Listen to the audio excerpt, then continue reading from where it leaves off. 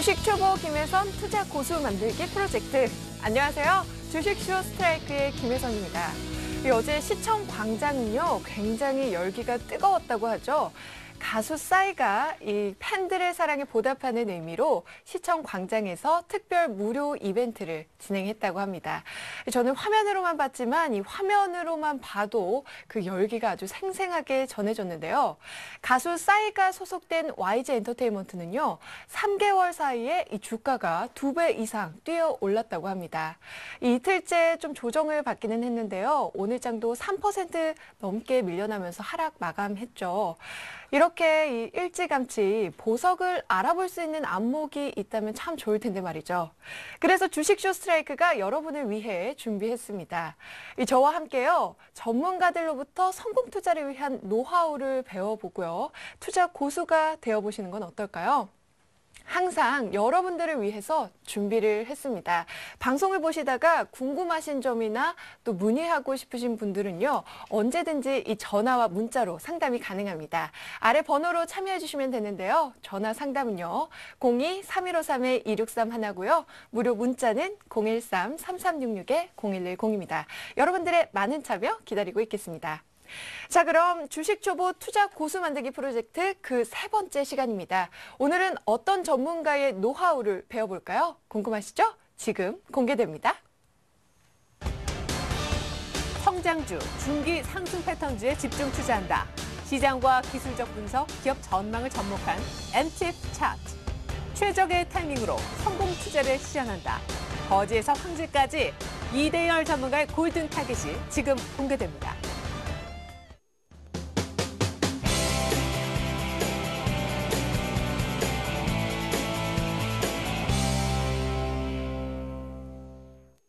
네, 이대열 전문가님 만나보도록 하겠습니다. 전문가님 안녕하세요. 네, 안녕하세요. 네, 개편하고 오늘 처음 찾아주시네요. 네, 그러네요. 네, 제가 인사말에서 YG 엔터테인먼트에 대해서 잠깐 언급을 했었는데요. 네. 혹시 전문가님은 YG 엔터테인먼트 가지고 계시나요?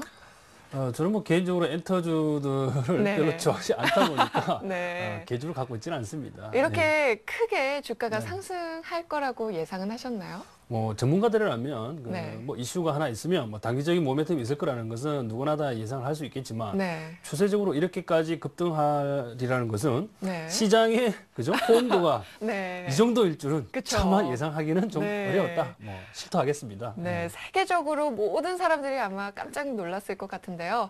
이렇게 그 단순히 이슈만으로도 알 수 있지만 더 네. 정확하고 세세하게 저희가 시장을 분석하기 위해서 이렇게 전문가님이 또 나타나 주셨잖아요. 네. 앞으로 그런 방법들을 익히기 위해서 어떤 강의로 진행을 해주실 건가요? 네, 우선은 그 여러분들에게 우리가 개편되기 이전에 기본적인 그 사항들을 제가 좀 강의를 통해서 전달해 드렸지 않겠습니까? 네. 그래서 이번에는 조금 더 레벨을 올려가지고 네. 보조 지표를 조금 활용해서 매매를 할 수 있는 방법들을 좀 설명을 좀 드려볼까 생각 중입니다. 네. 그래도 새롭게 시작하는 만큼 그 전에 있던 내용들도 짤막짤막하게 정리도 해주시면서 오늘 강의 부탁드립니다. 본격적으로 시작해 볼까요? 네, 좋습니다. 네.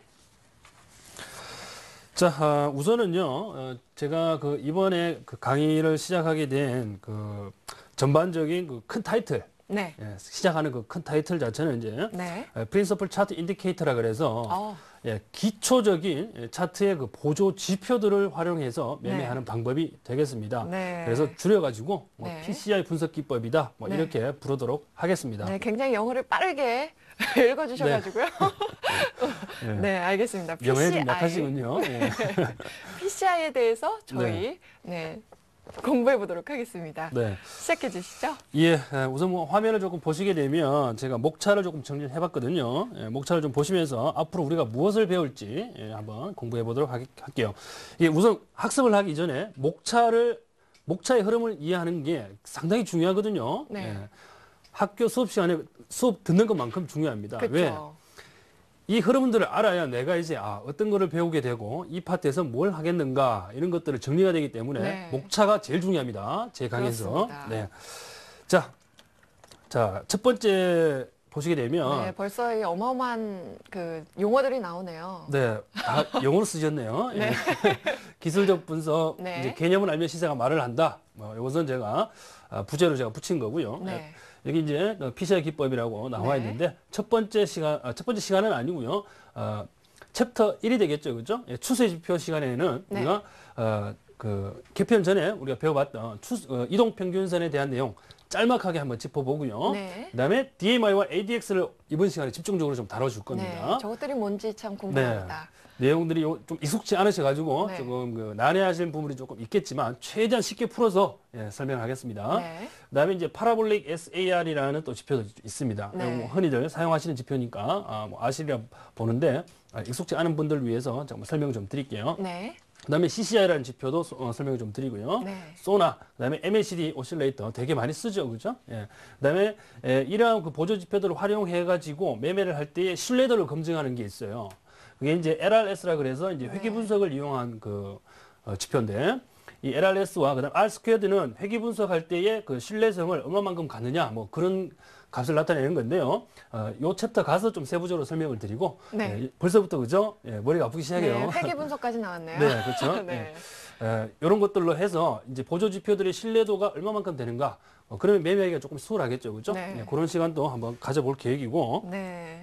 제가 이 HTS죠. 네, 네. 이제 그것까지 헷갈리네요. 네. 그 보조 지표 자료들이 나오는 그 네. 란을 보면 정말 많은 그 지표들이 영어로 마구마구 쓰여 있거든요. 네, 그렇죠. 그거를 이제 배우게 되는 거죠. 그렇죠. 영어로 그렇죠. 쓰겠다는 게 중요한 건데 예. 한글로 네. 풀다 보면 좀 길어져가지고 네. 그런데요. 알겠습니다. 예. 근데 거기에 있는 많은 지표들을 다 쓸 수는 없고요. 네. 그게 또 만들어진 지 역사가 굉장히 오래됐기 때문에 지금 우리나라 시장에 맞는 것들이 좀 있고 맞지 않는 것들도 있습니다. 그리고 이제 두 번째 챕터로 한번 가보시게 되면 이제 변동성 지표와 관련된 부분들은 우리가 공부를 하는데 네. 상당히 많이 쓰는 지표입니다. 스토캐스틱 슬로우라는 지표가 있습니다. 네. 그다음에 RSI라는 지표도 좀 있고요. 그리고 거래량과 관련된 지표 상당히 중요한데요. 네. 이제 VR이라는 지표도 상당히 예전에 많이 썼어요. 네. 그리고 OBV라는 지표는 최근에 좀 많이 썼었는데 네. CO가 만들어지게 되면서 네. 저는 OBV보다는 CO라는 지표를 상당히 좀 즐겼습니다. 네. 자, 그래서 여러분들한테 제가 강조드린 지표는 CO라는 지표가 되는데 이것도 네. 거래량 지표에서 전반적인 사항들을 제가 짚어드리도록 하겠습니다. 네. 추세 지표와 변동성 지표 그리고 네. 거래량 지표 살펴봤고요. 이어서 네. 알아볼 목차가 자, 우리가 그러면 이제 기본적인 지표들을 다 공부를 끝내고 난 뒤에는 네. 우리가 이제 2장에 가서는요, 이제 그 PCI 7가지 지표죠, 그죠? R 스퀘어드 값까지 보는 방법을 다 배우게 되면 네. 이 PCI 7가지 지표를 가지고 이제 분석하는 방법이 나와요. 네. 그래서 매매의 최적 타이밍을 보조 지표를 이용해서 잡아내는 방법을 여기서 배우게 되는데요. 네. 추세 지표를 사용해서 배우는 방법이 따로 있고요. 변동성 지표를 활용해서 이 매수매도 타이밍을 잡는 방법이 따로 존재를 하겠죠. 네. 그렇죠? 왜? 하나는 추세장에서 필요한 것이고 하나는 변동성장에서 필요한 거니까 네. 분명히 구분해서 우리가 사용을 좀 해줘야 된다는 거. 네. 예. 자, 3장으로 넘어가게 되면 이제 핵심 매매 기법이라 그래서요. 초보를 탈출하기 위해서 필수적으로 알아야 될 매매 기법들이 여기에 나오게 되는 겁니다. 네. 네. 이 매매들, 즉 추세 매매, 패턴 매매, 그다음에 변곡점 눌림목, 음봉공략법, 오버나잇 뭐 다 했던 거 아니에요, 우리가 개편 전에 그죠? 다 네. 했던 건데 이것들을 뭐랑 연결을 시키느냐? 바로 PCI 기법하고 연결을 시키는 겁니다. 네. 네. 그렇게 정말 되면 심화학습이 되는 거네요. 좀 레벨이 그렇죠. 좀 올라가겠죠. 네. 예, 좀 기대가 됩니다, 벌써부터. 네. 예. 제가 준비할 건 좀 많아지겠지만. 네. 네. 네 그다음에 번째 장에서는 4장으로 가게 되면 네. 이제 시장이 큰 눈을 가지고 이제까지는 우리가 종목에 좀 눈을 맞췄었는데요. 이제 바텀업 방식으로 제가 좀 강의 좀 하는데 네. 대바닥 신호. 이제 첫 번째 우리가 뭐 시장에 그죠 일반적으로 쓰는 대바닥이라는 용어를 제가 썼어요. 네. 예. 시장의 뭐 바닥 수준 뭐 확 이런 와닿네요. 그렇죠. 네. 그리고 여기에 보게 되면 이제 시장의 바닥 수준이 과연 보조 지표들을 활용해서 찾을 수 있느냐? 네. 뭐 그걸 한번 배워보고요. 네. 뭐 종목은 당연히 우리가 했던 거니까 다시 한번 짚어보는 시간을 갖겠습니다. 네. 그리고 5장에 가게 되면 이제 여러분들 좋아하시는 이제 급등주와 관련된 부분들을 네. 보조 지표를 이용해서 매매하는 방법들이 등장하게 되는 거죠. 네. 그럼 오늘은 추세 지표죠. 이제 네, 이동 그렇습니다. 평균선부터 시작해 볼까요? 네, 오늘은 이제 추세 지표 중에서 단순 이동 평균선, 뭐 여기 이동 평균선 중에서 이제 단순 이동 평균선, 지수 이동 평균, 가중 이동 평균, 뭐 기타 이렇게 있는데요. 네. 자, 이 부분은 제가 한번 다뤄드렸기 때문에 뭐 길게 설명드릴 건 없다고 봅니다. 네. 자, 우선은 단순 이동 평균이에요. 자, 차트가 조금 하얀색이니까 네. 하얀색 여기 단순 이동 평균입니다. 자, 단순 이동 평균은 뭐 산술 평균이죠, 그죠? 만일에 여기 5일이라고 있죠, 그죠? 5일 이동 평균이면 여기 빨간 색깔인데요. 네. 제가 좀 굵게 표시를 할게요. 이렇게 간다 그러면 네. 종가 이게 기준 설정하시는 거에 따라서 뭐 시가를 설정할 수도 있고, 그죠? 뭐 종가를 설정할 수도 있는데. 네. 이제 종가를 가장 많이 보니까 여러분들은 여기에 손을 안 대시는 게 좋아요.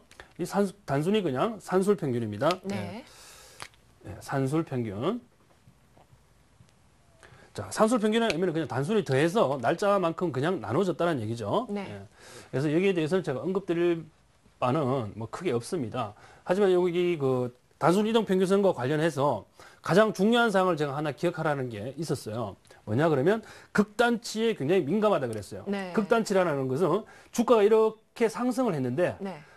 갑자기 하락을 하고 그 다음에 갭을 동반해서 이렇게 하락이 했을 때 종가가 여기 형성되지 않겠습니까? 그죠? 네. 그럼 5월 이동 평균선상에서 이렇게 급등하던 주가가 이 종가가 그죠? 불과 이틀 전에는 이쪽에 있었는데 네. 지금 이쪽에 와 있다는 얘기죠. 네. 그러면 이 갭만큼을 어마어마하죠. 3으로 나누게 되면 그죠? 네. 뭐 평균적인 라인이 이쪽에 와 있지 않겠습니까? 네. 그러다 보니까 주가와 이동 평균선 간의 괴리가 굉장히 심하게 벌어질 수도 있다라는 거죠. 네. 그래서 이게 단순 이동 평균의 가장 큰 맹점이에요. 즉 단점이라는 얘기죠. 네. 예. 주가에 민감하게 움직인다는 거죠. 아, 그렇죠. 네. 주가에 민감하긴 한데 극단적인 값, 네. 극단적인 값. 네.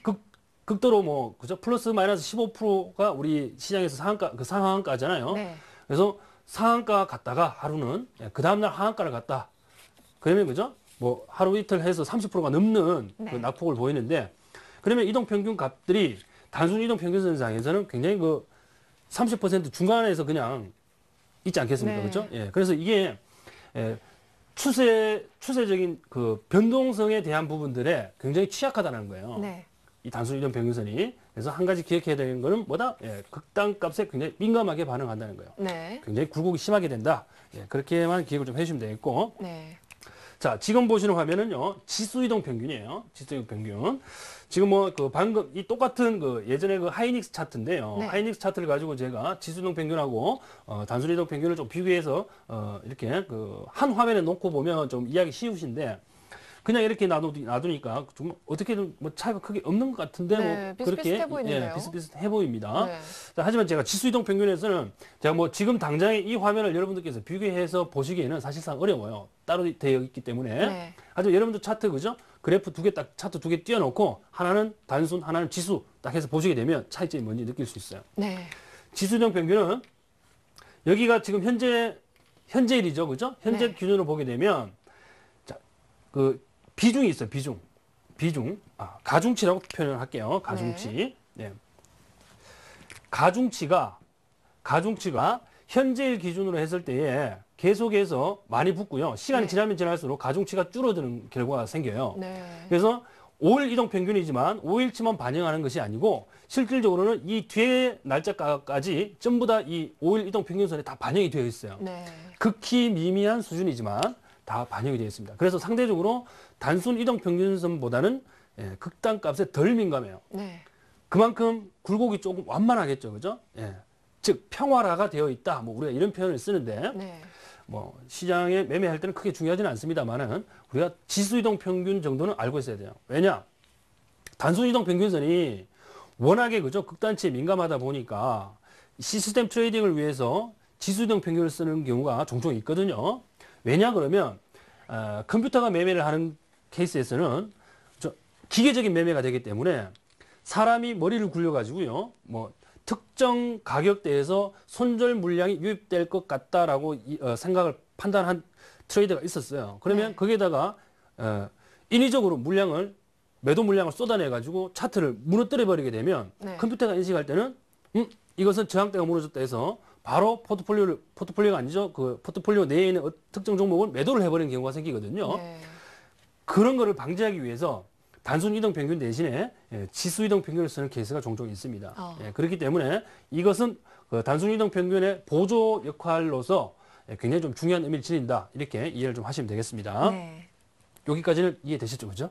네. 여기까지 이해 안 되시면 개편 전 방송을 또 보셔야 됩니다. 그러면 이 개별 투자자들은 주로 이 네. 단순 이동 평균선만 보고도 그 종목에 대해서 이해할 수 있는 거죠? 그럼요. 예. 네. 굳이 뭐 지수이동 평균선에 대한 세세한 그 수치까지는 이해를 못 하시더라도 네. 단순 이동 평균선이 갖는 단점을 보완하기 위한 것이 지수 이동 평균이다. 요 정도만 아시고 서로 한 번쯤은 특정 종목이 됐든 지수가 종합 주가 지수, 코스닥 지수가 됐든요. 지수 이동 평균과의 차이점을 한번 비교를 한번 해보시면 좋아요. 네. 그리고 뭐 여러분들께서 매매하시는 기준선이 대략 한 21선이 많이 사용되실 텐데 네. 이탈되었다. 그러면 지수 이동 평균으로 전환해서 한번 보시게 되면 이 이탈이 안 된 경우도 생기거든요. 네. 거기에서 반등하는 경우도 있으니까 참고 삼아 하시게 되면 좀 쓰임새가 좀 좋지 않을까라는 생각을 좀 해봅니다. 네. 이제 두 번째로 살펴볼 지표가 DMI와 ADX인가요? 네, 그렇죠. 네. 자, 추세 지표 중에서 자, 우리가 지금 하는 게 뭐라는 것을 꼭 아셔야 돼요. 자, 보조 지표 중에서요. 그 중에서도 추세를 나타내는 지표예요. 네. 추세를 나타내는 지표인데 여기에 보면 DMI라는 거하고요. ADX라는 게 많이 쓰입니다. 예. 요 뒤에 있는 거 제가 읽지 않을게요. 예. 네. 자, DMI는 운동 방향성 지표예요. 네. 방향성 지표. 이제 영어를 번역하신 거죠? 그쵸? 예. 네. 어차피 한 번만 읽어주시죠. 번역을 안 하더라도 네. 이 말은 써야 됩니다, 제가. 아, 네. 알겠습니다. 그러니까, 이 지표가 갖는 그 방향성 자체가 즉 주가의 특정한 그 계산식에 의해서 그죠? 주가의 적정 수준에 따라서 계산식이 있습니다. 네. 거기에 따라서 이 DMI라는 지표가 이제 그 플러스 DI와 네. 마이너스 DI로 구성이 되어 있는데요. 네. 이 DI에서 뭐 TR 값이라는 게 또 존재를 합니다. 네. 그 TR 값은 뭐 고가에서 저가를 빼고 고가에서 종가를 빼고 뭐 이렇게 그 값들 중에 뭐 세 가지 케이스가 있는데요. 네. 절대값이 큰 값을 TR 값으로 한다 뭐 이런 게 있어요. 네. 여러분들은 그거 아실 필요 없어요. 네. 왜냐하면 그냥 차트에다가 이 DMI와 ADX 설정만 하시게 되면 다 나오게 되니까 네. 그 수식은 필요가 없겠죠. 네, 그죠? 컴퓨터 프로그램이 알아서 해주는 그렇죠. 거죠? 그렇죠. 네. 예, 그런 것 때문에 수식은 제가 설명을 안 드릴게요. 네. 그래서 이것들이 갖는 의미가 중요한 거니까. 자, 우선 플러스 DI라는 것은 말 그대로 양의 방향이죠. 네. 양의 방향. 즉 상승을 의미하는 것이고요. 자, 마이너스 DI는 마이너스가 붙었으니까 하락을 의미한다고 볼 수 있겠죠. 그죠? 네. 그래서 하락과 연관이 있습니다. 하락과. 네. 하락하고 연관이 있어요. 자. 그런데 그러면 이 운동 방향성 지표인 DMI가 네. 그 플러스 DI고 마이너스 DI로 구성이 됐다라고 말씀을 드렸는데 네. 이 특징은 주가의 추세의 방향성을 아주 잘 나타내 준다는 거예요. 네. 즉 이게 주가가 상승 추세일 때는 네. 이 플러스 DI가 30 이상 수준에서 네. 30 이상 수준에서요. 이것도 화살표를 해두면 또 상한가로 오인하실 것 같은데 30 이상 수준, 수준에서. 30 이상 수준에서 유지가 된다는 거예요. 유지가 된다는 거예요. 상승 추세일 때. 그렇죠. 굉장히 네. 강한 추세일 때 이 플러스 DI가 30 이상 수준에서 계속 이렇게 어차피 주가도 그죠? 계속해서 이렇게 45도로 계속 올라가지는 않지 않습니까? 네. 올라가다가 쉬었다가 하잖아요. 그죠? 그렇죠. 그때 떨어질 때 강도가 약하다 보니까 플러스 DI가 30 이상 수준을 유지를 하는 종목들이 있습니다. 그런 종목들 매우 강한 종목이겠죠. 네. 그리고 하락 추세에 있는 것들은 반대겠죠. 그죠? 하락 추세에 있는 것들은 네. 마이너스 DI가 마이너스 30 이하로 떨어지느냐? 그렇지 않습니다. 그래요? 마이너스 DI가 30 이상 수준을 유지합니다. 아, 예. 그러면 주가가 하락 추세로 접어들게 되면 마이너스 DI가 30 이상 수준을 유지하게 되면 플러스 DI는 어떻게 될까요? 플러스 DI는 10 이하로 떨어지게 됩니다. 10 이하로 네. 떨어지게 돼요. 그럼 10 이하로 떨어졌으니까 위쪽으로 보죠. 주가가 상승 추세로 가게 되면 마이너스 DI가 어떻게 되겠어요? 10 이하로 떨어지겠죠. 그렇죠? 네. 예. 헷갈리는데요. 좀 헷갈리시죠? 네. 근데 뭐 헷갈릴 건 없고요. 네. 자, 어떻게 여러분들께 이해를 하시면 되냐면, 자, 주가가 상승 추세면 플러스 DI, 하락 추세면 마이너스 DI라는 건 이해하시죠? 네. 그렇죠? 네. 그러면 이 30이냐 10이냐가 중요한 건데, 그 하락 즉 플러스 상승 추세면 플러스 DI가 30 이상, 하락 추세면 마이너스 DI가 30 이상. 항상 그 상승이냐 하락 추세냐에 따라서 30 이상에서 논다고 생각하시면 되겠죠. 그죠? 네. 예, 중요한 것은 30 이상이에요. 네, 그 후의 그쵸? 수치는 뭐 중요하지 않은 건가요? 그렇죠. 30 기준이 되는 라인이 네. 30이 가장 그 신뢰도가 높았기 때문에 네. 30과 하단을 10으로 설정하는 거죠. 네. 그래서 마이너스 값을 갖지는 않습니다. 네, 그럼 30 이상 뭐 40, 50까지 가면은 추세가 굉장히 강하다 이렇지 그렇죠. 않고. 단기적인 모멘텀이 굉장히 강하게 들어오는 거죠. 네. 자, 그런데 자, 이 특징 중에 중요한 특징이 있어요. 어떤 특징이죠? 이 특징 중에 자, 이 플러스 DI와 마이너스 DI는 이 계산되는 공식에 의해서 산출이 된다 그랬어요. 네. 그래서 주가의 움직임보다요 후행하는 성격이 있어요. 그래서 자, DMI도 그죠? 플러스 DI와 마이너스 DI가 제가 존재한다 그랬는데 네. 주가가 그죠? 자, 이런 케이스가 있을 수 있잖아요. 주가 떨어졌다가 이렇게 올라가는 케이스가 있을 수 있잖아요. 그쵸. 그죠? 주가가. 그러면 마이너스 DI가 30에 있다가 그죠? 30에 있다가 주가가 올라가니까 떨어질 거 아니에요. 네. 그쵸?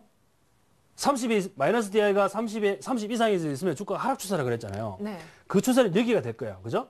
그쵸. 그죠? 여기가 마이너스 DI가 30 이상의 수준에서 주가가 네. 반등해 버리게 되면 마이너스 DI가 30 이하로 떨어지게 될 거예요. 네. 그러면 플러스 DI가 이게 10포인트 부분 그 이하에 있다가 주가가 상승함에 따라서 그죠? 이 30으로? 힘이 네. 치고 올라오게 되면서 30 이상으로 치고 올라오려고 할 거예요. 네. 그러면 어떤 현상이 발생되느냐면 자, 플러스 30에 있던 마이너스 DI는 20 플러스 10 이 과정으로 떨어지고 네. 플러스 DI는 그죠? 10 부분에 있다가 20 그다음에 30 순서대로 올라올 거예요. 네. 그죠? 그러면 대략 뭐 20이 됐든 15가 됐든 교차점이 생길 거 아니에요. 교차점이 네. 이렇게 네. 그죠? 하나 올라가고 하나 내려가고. 그러니까 요거를 우리가 뭐라 부른다 그랬어요? 요걸 이제 이 DMI 골든 크로스라 그러거든요. 네. 자, 골든 크로스는 아실 겁니다. 이 골든 크로스를 우리가 매수 포인트로 잡거든요. 네. 골든 크로스를 이 DMI 쓸 때 이 네. 골든 크로스를 타이밍으로 잡게 되면 여러분들 매매 타이밍이 늦어요. 그게 오류라는 거거든요. 네. 그래서 변칙적인 방법을 쓸 수밖에 없습니다. 아시겠죠? 네, 나중에 그걸 한번 보자고요. 네. 자, DMI의 구조와 ADX 계산은요. 뭐 간단하게 짚어만 보면 돼요. 아시겠죠? 자, 요 정도로 설명을 드리고 네. 자, 넘어가 볼게요. 요까지 좀 이해가 조금 어려우시죠? 그죠? 네, 어렵죠. 네, 정상입니다. 네, 정상이에요. 자, 플러스 DM과 그 마이너스 DM의 그 구조를 이해하기 위해서는 네. 이제 일봉의 기본적인 5가지 형태예요. 여기에서 2가지가 더 추가가 되는데 네. 그것은 갭 상승과 갭 하락이에요. 그래서 토탈 7가지가 되겠죠, 그죠? 근데 네. 갭 상승과 갭 하락은 뭐 크게 어렵지 않으니까 네. 5가지 정도만 제가 배열을 해뒀어요. 근데 플러스 DM은 뭐죠? 자, DMI에서 DM이죠, 그렇죠? 아, 네. 예, 그렇죠? 예, 운동 방향. 네. 그러니까 어느 방향으로 운동하는가, 뭐 그걸 나타내는 건데. 네. 자, 그림 1 같은 경우에는 이제 고점이 그죠? 전고점을 넘어갔죠. 이건 플러스 방향이죠. 네. 자, 이것은 고점, 저점이 다 높죠. 이 두 개 차이의 절대값만큼 큰 값이 이제 방향성으로 정해지는 거예요. 플러스냐, 마이너스냐. 네. 내부에 포함돼 버렸죠, 그죠? 야, 빵이에요, 빵. 예. 네. 예, 공식적으로 그죠? 0이라고 제가 표현을 할게요. 예, 0입니다. 자, 그리고 마이너스 방향으로 저점이 이탈됐죠? 그러면 마이너스 방향으로 가겠죠. 그죠? 네. 자, 이건 높이가 똑같죠? 예, 이것도 0이에요. 이것도 0입니다. 방향이 없다는 거죠. 네. 이런 식으로 이 운동 방향성이 정해진다는 거예요. 이 봉에 의미하는 건 뭔가요? 파란 봉과 빨간 봉이 음봉이고 양봉이죠. 같이 네. 나온 이유가?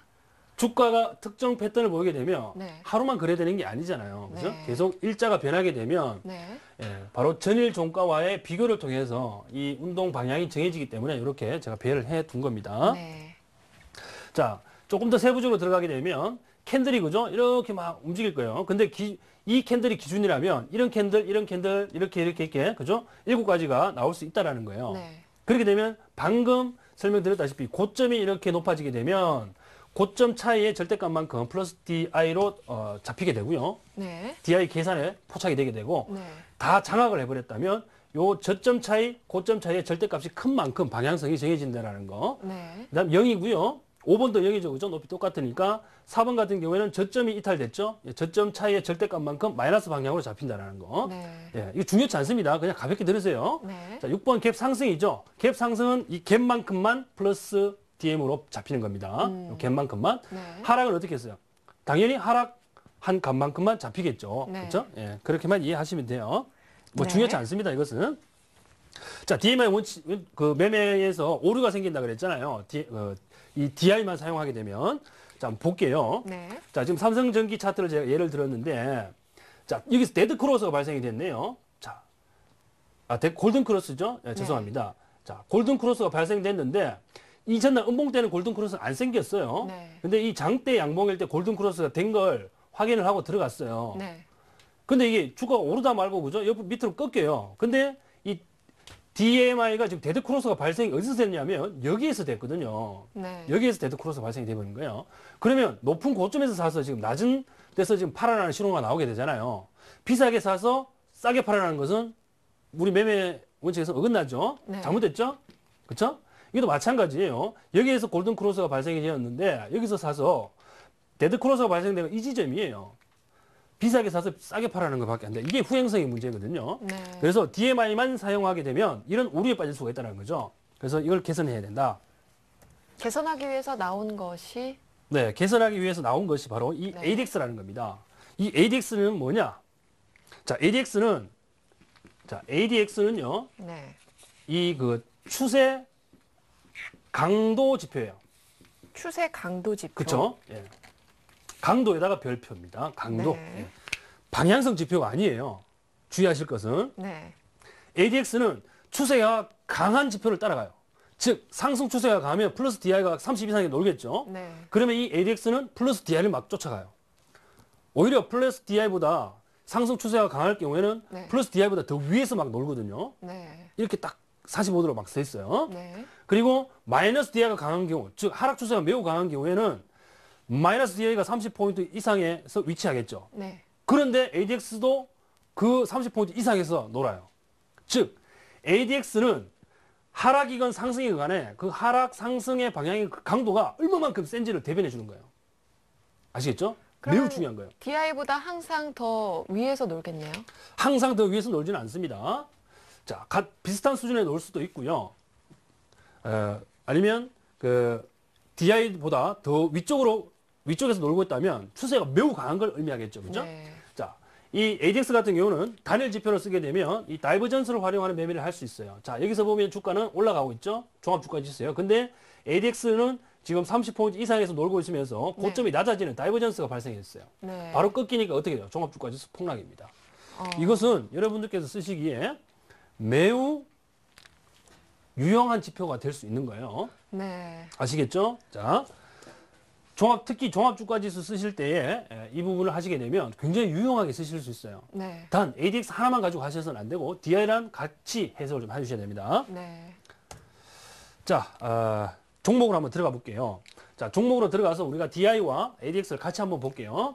자, 종목이 이렇게 하락하면서 이제 반등을 주려고 하는데, 네. 자, 이게 지금 밑에서 올라가는 것은 이게 플러스 DI예요. 네. 그리고 내려오는 것은 지금 마이너스 DI인데, 네. 자, ADX 지표를 보세요. ADX 지표가 이 날을 기점으로 해서, 그죠? 옆으로 누웠죠, 그죠? 네. 옆으로 누워서 지금 턴어라운드를 하고 있는 거예요. 네. 자, 이게 변형된 매매 기법 중에 하나인데, 자, 이 점선이 보이실 겁니다. 여기 점선이 30이고요. 아래 점선이 10이에요. 자, 밑에 10 이하에서 플러스 DI가 치고 올라오죠. 그 다음에 30 이상에서 마이너스 DI가 치고 내려옵니다. 꺾였다는 얘기죠. 그 다음에 ADX 지표가 힘이, 그죠? 머리를 딱 숙였다는 거예요. 네. 그러면 이 얘기는 뭐냐 그러면 마이너스 방향의 힘이 급격히 위축되고 있다는 뜻이거든요. 매수 들어가주는 거죠. 매수. 네. 아시죠? 이 ADX는요. 네. 그 마이너스 DI에 따라서만 지금 이 그림상에서 움직이는 건가요? 그렇지 않습니다. 여기 제가 방금 설명드린 이 그림에서는 네. 하락 추세였기 때문에 네. 마이너스 DI가 30포인트 이상에서 놀았고 네. 마이너스 하락 추세가 워낙 강하다 보니까 ADX가 이 위쪽에 있었던 거죠. 네. 예. 그래서 하락 추세가 마무리가 되니까 같이 꺾여서 내려오는 거죠. 아. 예. 아시겠죠? 이게 이제 나중에 이제 변곡점 이론하고도 같이 우리가 접목을 시키게 되는데 일단 요까지만 알아두세요. 네. 자, 그리고 현대제철이라는 차트를 한번 켜볼게요. 네. 여기에서도 보시게 되면 자, 하락 추세가 이렇게 진행이 되면서 그죠? 네. 장대 양목이 딱 뽑히니까 네. 자, 여기에서 마이너스 DI가 가파르게 상승하다 말고 떨어지고 이 있네요. ADX를 데드크로스 시키면서 떨어집니다. 네. 그죠? 그리고 여기서 턴어라운드 준비를 해요. 그 다음날 딱 보니까 음봉이 떴는데, 갭 상승 음봉이 떴는데 보니까, 자, ADX 꺾이고요. 마이너스 DI가 밑으로 향하죠. 네. 그러면서 플러스 DI가 10포인트 이하에서 치고 올라옵니다. 이 음봉 매수 포인트죠. 그죠? 네. 음봉 공략 포인트인 거예요. 네. 아시겠죠? 지금 아래선이 플러스 DI인 거고 그쵸. 윗선이 마이너스 DI죠. 그렇죠. 예. 네. 이거는 주가의 방향성만 보면 마이너스 DI인지 플러스 DI인지는 금방 구분이 돼요. 네. 자, 이 정도 하시고. 자, 삼성물산 차트를 통해서 종합적인 걸 한번 보죠. 네. 자, 단기 하락 추세에 있다가, 그죠? 자, 하락 추세에 힘이 강하니까 네. ADX가 지금 30포인트 이상에 놀고 있고요. 네. 자, 마이너스 DI 쪽이 급격하게 여기서 꺾입니다. 네. 그죠? 이 경우는 지금 ADX 밑에 있죠, 그죠? ADX 밑에 있습니다. 네. 자, 플러스 DI가 급격하게 머리를 듭니다. 이때, 그죠? 자, 골든 크로스가 임박했죠. 네. 매수해야 되는 거예요. 왜? ADX가 머리를 숙였잖아. 그래서 골든 크로스가 된 후가 아니라 골든 크로스가 임박한 상황에서 ADX가 머리를 숙였으면 네. 매수 들어가는 거죠. 아. 오케이? 이 예. DMI 골든이라는 거는 그 네. 플러스 DM이 이제 마이너스 DM을 뚫고 올라올 때를 DMI 골든이라고 하시는 거죠. 그렇죠. 네. 바로 그런 거죠. 그때 뭐 ADX가 머리를 숙여야 된다는 거예요. 네. 즉 마이너스 힘, 하락하는 힘이 약해져야 된다는 거예요. 네. 그래서 이게 뚫고 올라가게 되면 보세요. 주가가 이렇게 상승 탄력을 타니까 ADX가 어떻게 돼요? 옆으로 누웠다가 다시 올라가죠. 그죠? 네. 상승하는 힘이 매우 강하니까 이 ADX가 상승하는 플러스 DI를 따라가 버리는 거예요. 네. 예. 그러면서 얘가 힘이 워낙 강하니까 플러스 DI보다 더 위쪽에서 놀고 있는 거예요. 그죠? 이렇게 되면 그냥 가지고 가면 돼요. 네. 근데 예, 이제 이게 이쪽에서 보시게 되면 네. 이 DI가 30 이하로 내려오는 부분들이 있어요. 네. 그리고 이 ADX도 힘이 좀 꺾이게 되는 부분이 있죠. 네. 그죠? 예. 이때는 이제 나와야 여러분들께서 되는 단기적으로 거죠? 이제 매도 포인트로 잡아가시면 네. 돼요. 아. 자, 그런데 네. DI가 30 위쪽에서 플러스 DI가 30포인트 이상에서 계속 놀고 있으면 네. 매도는 안 하셔도 좋습니다. 홀딩. 오케이. 네. 네, 그렇게 하시면 알겠습니다. 자, 오늘 좀 내용이 좀 어려웠을 수 있는데요. 네. 여러분들께서 어디까지 뭐 이해되시는지 모르겠어요. 자, 사실 시청자분들은. 네. 그러나 오늘 목적은 제가 우리 김혜선 앵커를 과외시키는 게 목적이기 때문에 네. 예. 여러분도 함께 개인 레슨 받으신 예, 거죠? 같이 이제 레슨 받는다고 생각을 하시고 네. 오늘 강의는 조금 되돌려 가지고 보셔도 되겠고요. 네. 예, 복습을 알겠습니다. 통해서 좀 공부를 좀 해주시면 되겠네요. 네, 오늘 이대일 전문가님이 이 보조 지표를 활용한 PCI 분석 첫 강의해 주셨는데요. 오늘 이동평균선과 DMI와 ADX에 대해서 배워봤습니다. 저는 그럼요, 잠시 후에 제가 테스트를 받아보는 시간으로 돌아올게요.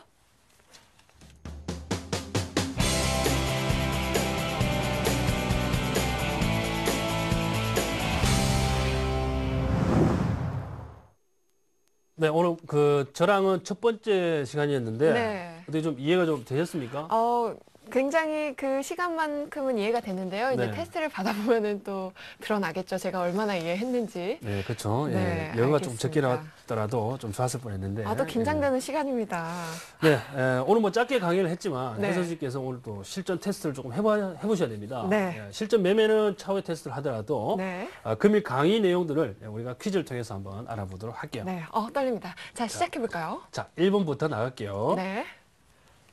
자, 1번은요, 단순 이동 평균에 대한 설명. 제가 간단하게 말씀을 드렸죠. 네. 예, 이 부분은 제가 상당히 뭐 설명 좀 많이 드린 것 같은데, 자, 네. 틀린 것을 한번 골라주시면 돼요. 네. 자, 1번, 자, 산술 평균을 쓴다.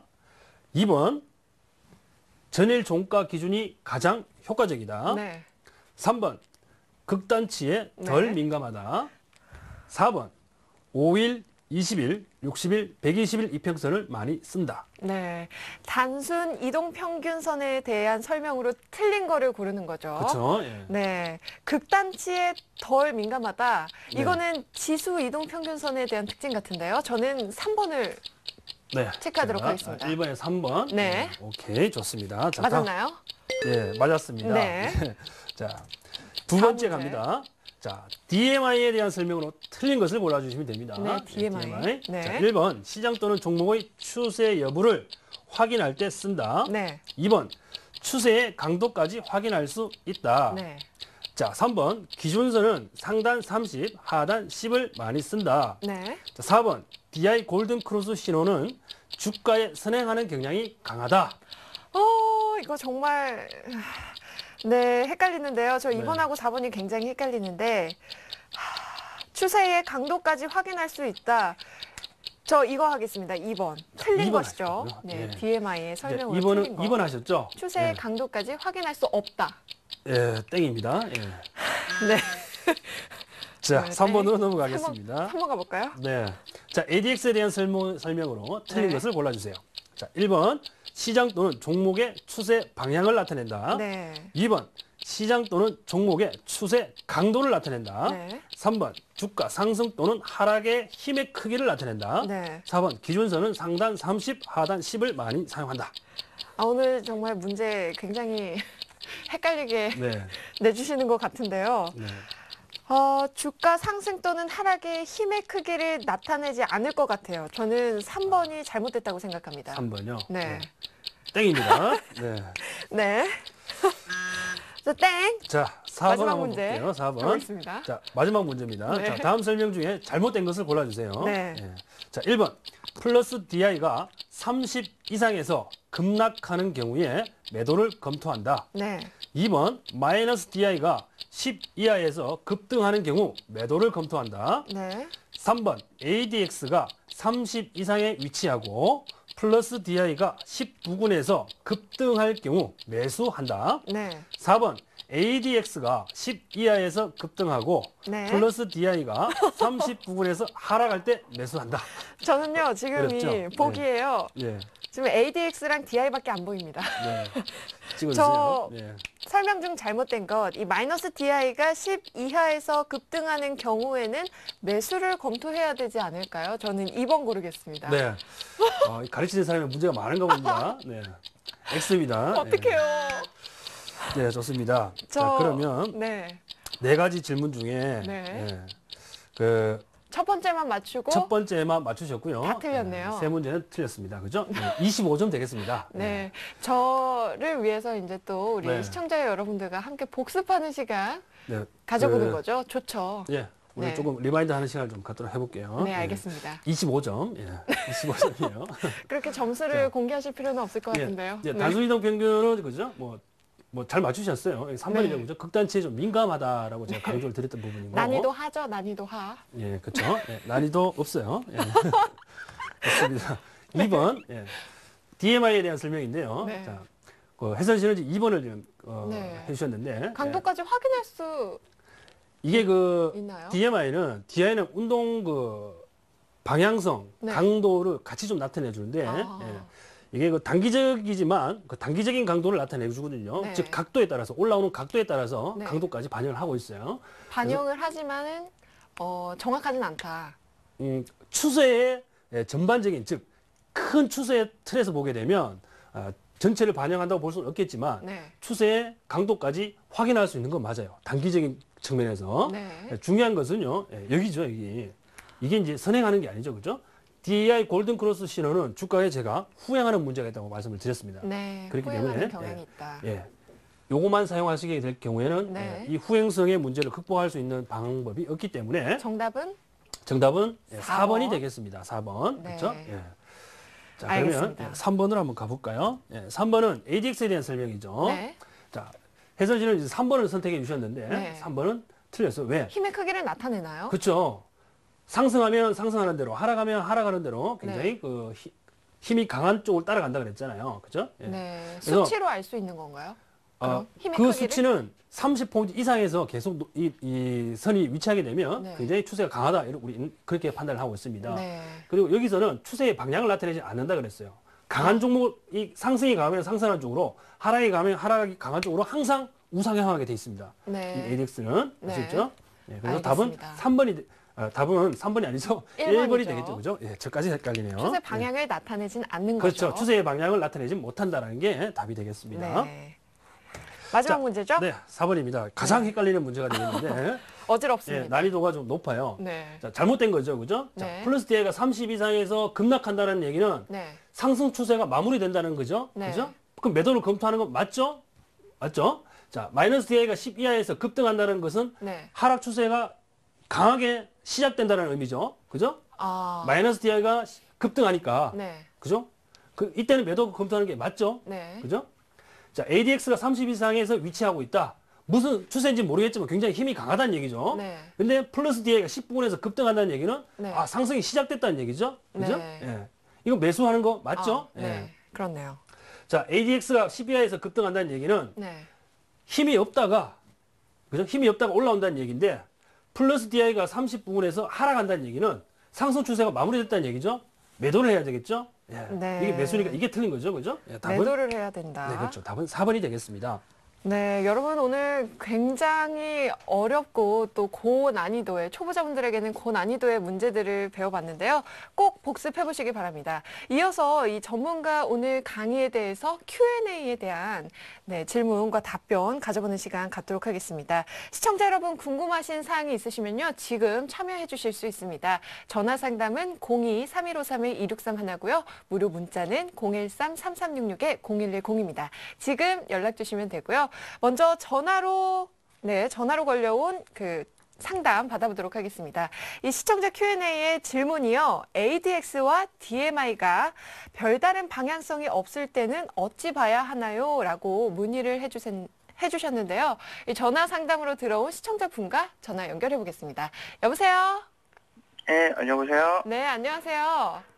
예, 오늘- 방송 잘 보고 있습니다. 네, 감사합니다. 예. 오늘 이 질문하신 점이요. 정확히 어떤 부분에 대해서 궁금하신지 저희 전문가분과 상담 나눠보시겠어요?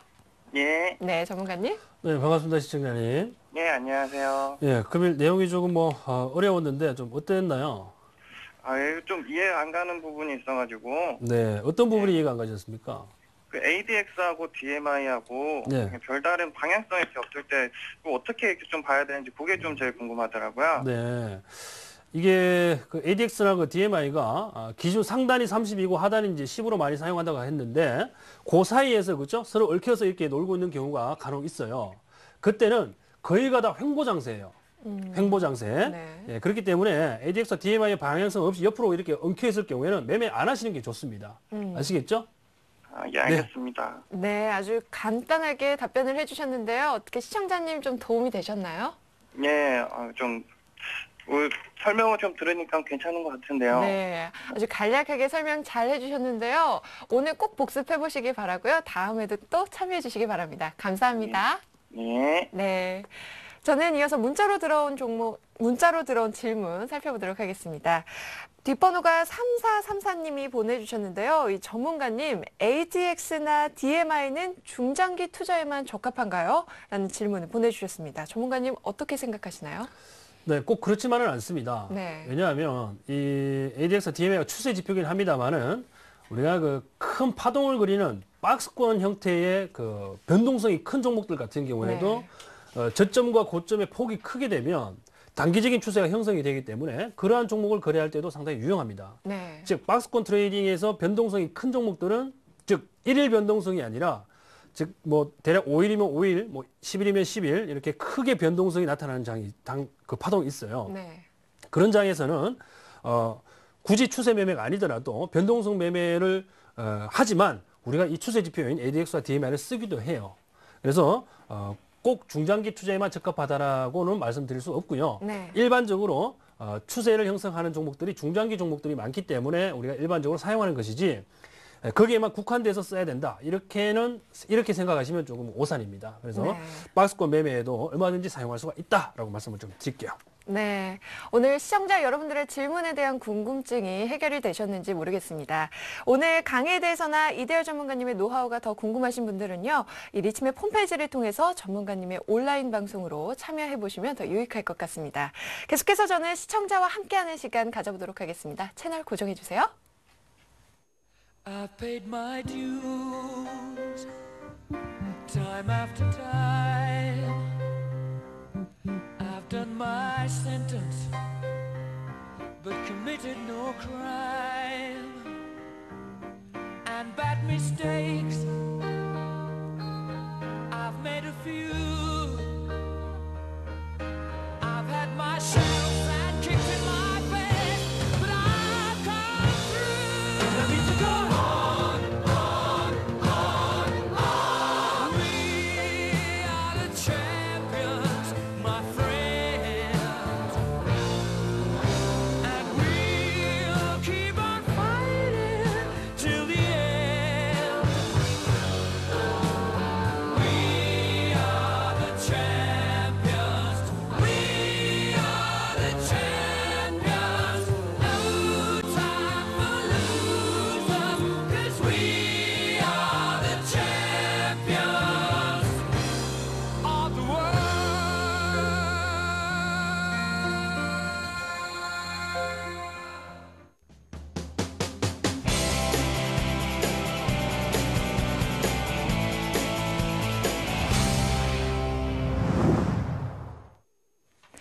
코너 속 코너죠. 저희가 시청자만을 위한 시간을 마련했습니다. 그동안 시청자 퀴즈 이벤트가 진행이 됐었는데 개편하고 나서 안 하는 건가 하고 아쉬웠던 분들이요. 아닙니다. 퀴즈 이벤트는 계속됩니다. 더욱더 풍성해졌는데요. 이 강의를 잘 듣고 정답을 맞춰주시면 됩니다. 매일 하루에 한 문제씩 전문가들이 퀴즈를 내주실 겁니다. 역시 리치맵 홈페이지를 통해서 정답을 응모하실 수 있고요.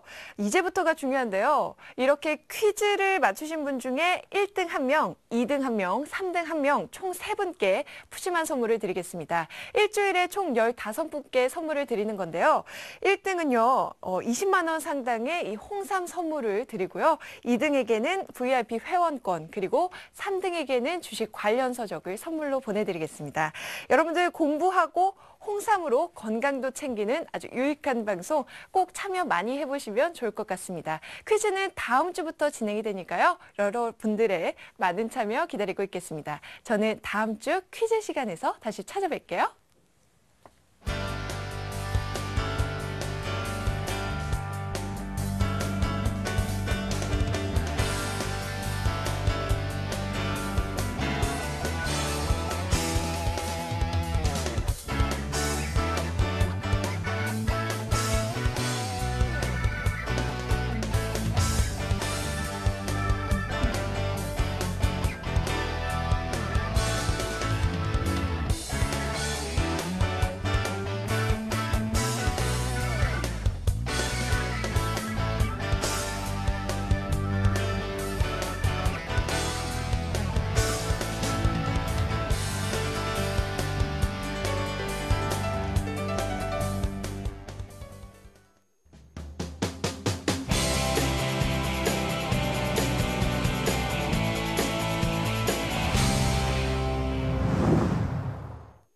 주식쇼 스트라이크 벌써 마지막 코너입니다. 저희 이대열 전문가님의요. 내일장 전략에 대해서 간략하게 들어보겠습니다. 전문가님.